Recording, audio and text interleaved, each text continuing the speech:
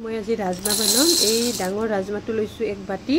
তাৰ পিছত এই বাকলি থকা মাটি মাহৰ দালি 1 বাটি লৈ ধুনীয়াকৈ মই 2-3 বাৰমান মানে ধুই লৈছোঁ আৰু ৱাছ কৰি লৈছোঁ। তাৰ পিছত মানে পানী ভৰে পুৰা ৰাতি মানে ভিজাই থৈ দিছোঁ। এই ৰাতিপুৱা এনেকৈ ধুনীয়াকৈ ফুলি উঠিছে, ধুনীয়াকৈ চাফা কৰি কুকাৰত দিছোঁ মই। আৰু যিমান পানী লাগে এটা হিচাপত দি পেলাই তাতে অলপমান নিমখ, তাৰপিছত মানে সোৱাদ অনুযায়ী নিমখ দিব লাগিব। সিজোৱাতে দিলে ভাল আৰু নিমখখিনি, হালধি অলপ, তাৰপিছত এইটো ডালচেনিৰ টুকুৰা এটা, তাৰপিছত এইটো কালি মিৰ্চি হয়, জালুক 4-5টামান, তাৰপিছত এই লং 3-4টামান। তাৰপিছত মই ধুনীয়াকৈ এই কুকাৰ 4-5টামান হুইচেল মাৰি থৈ দিলোঁ। আৰু এতিয়া এই কেৰাহীটো গৰম হ'ব দিলোঁ। কেৰাহীটোত মই নাৰিকল তেল, আপুনি যি তেল খায় আৰু তাতে জিৰা দিলোঁ। আৰু তাৰপিছত মই দিলোঁ জিৰা লহুৰ 10-20 মানে ডাঙৰ লহুৰ এটা, তাৰপিছত আদৰক 1 টুকুৰা মই সৰুকৈ কাটি দিলোঁ। তাৰপিছত জলকীয়া দিলোঁ। তাৰপিছত দিলোঁ মই এই মানে পিঁয়াজ দি দিম। আৰু এতিয়া মই পিঁয়াজ মানে স্লাইচ কাটি থৈছোঁ, পিঁয়াজখিনি দিলোঁ। পাতলা কৰি কাটি ল'ব। তাৰপিছত আগতে মই মছলাখিনি তাৰমানে ভাজি ল'ম, এইখিনি ধুনীয়াকৈ ভাজি ল'ম। ভাজি ল'লে কি হয় মানে গ্ৰেভি যিটো বানে ন, সেইটো বহুত সোৱাদ লাগে আৰু মানে কালাৰটো ধুনীয়া আহে। অলপ নিমখ দিলোঁ আৰু ইয়াতেও অলপমান আগতে দিয়া আছে যেতিয়া ৰাজমাখিনিত অলপমান হালধি দিলোঁ, এইখিনি কালাৰ অহাৰ কাৰণে। এইখিনি ধুনীয়াকৈ মিক্স কৰি মই এনেকৈ একদম ধুনীয়াকৈ ভাজি লৈছোঁ একদম। তাৰে পিছত মই এতিয়া মানে বেছি ডাঙৰ নহয় 4টামান বিলাহী মই কাটি দিলোঁ। বিলাহীখিনি ভাজি লওঁ ধুনীয়াকৈ, এনেকৈ একদম মিক্স কৰি যাতে মছলাখিনি একদম ৰেডি পজিশ্যনত। আৰু তাৰপিছত মই এটা সৰুকৈ অলপ মানে ড্ৰাই মছলা বনাম। এইখিনি লং, তাৰপিছত এইখিনি ধুনীয়াকৈ শুকাই ভাজিম। আৰু শুকাই কেৰাহীত মানে অলপমান ভুজি ল'ম, জ্বালা ৰঙা জ্বালা।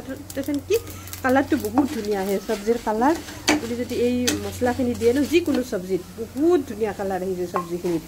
আৰু মই মিক্সিত নুখুন্দো, মই এইটো মানে যিটো খুন্দা সেই থাকে ন, মোৰ এটা মানে কাঠৰ আছে, তাতে খুন্দিম।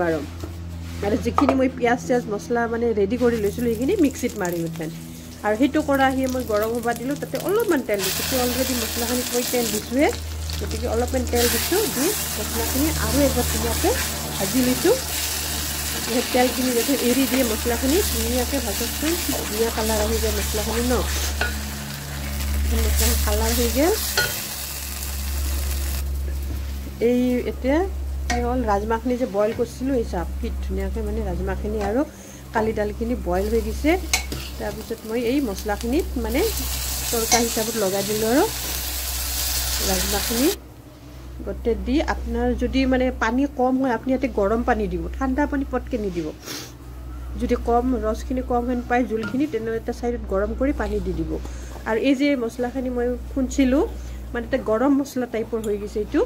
তো 1 চামুচমান এই যে উতল আহিব ন ভালকৈ, তেতিয়া মই এই 1 চামুচমান মছলাখিনি দি দিম। চাবচোন কি ধুনীয়া কালাৰ হৈ যাব। আৰু মানে ৰাজমাহ যদি খায় তাতে মেথি পাক্কা দিব, কাঁচা বৰ্তমান মেথি শাকটো পায়েই, গতিকে এটা ডাঙৰ মুঠি মেথি শাক মই বাৰীক কাটছোঁ। আৰু ধনিয়া, কিয়কি এই দুটা বস্তু বেছি মানে ফ্লেভাৰটো ভাল লাগে। আৰু মানে মেথি শাক যদি দিয়ে ন ৰাজমাহ বৰ সোৱাদ লাগে। ৰাজমাহ আৰু কালি দালত যদি দিয়ে বহুত বেলেগ এটা সোৱাদ আহি যায়। আৰু তাৰপিছত ধুনীয়াকৈ আপোনাক যিখিনি গ্ৰেভি লাগে, যিখিনি মানে আপুনি মানে গ্ৰেভি কৰি খাব খোজে, নাইবা দালিৰ নিচিনা পাতলা কৰি খাব খোজে, সেই হিচাপত ৰাখি তাৰপিছত ধনিয়া পাত মেথিখিনি তাতে মিক্স কৰি দি অলপমান এটা উতল অহাৰ পাছত আপুনি নামে থ'ব পাৰিব। চাওকচোন কি ধুনীয়াকৈ উতলাইছে আৰু গোটেইখিনি গ্ৰেভি মিক্স হৈ কালাৰটো ইমান ধুনীয়া কালাৰ আহিছে।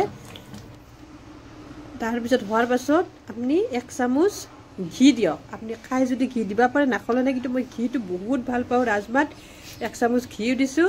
সেইটো আপুনি একবাৰ বানাই খাবচোন। মোৰ এইটো ষ্টাইলত মছলাখিনি বৰ সোৱাদ লাগে। ৰুটিৰ লগত খাই, নাইবা আপুনি ভাতৰ লগত খাই বহুতেই সোৱাদ লাগে।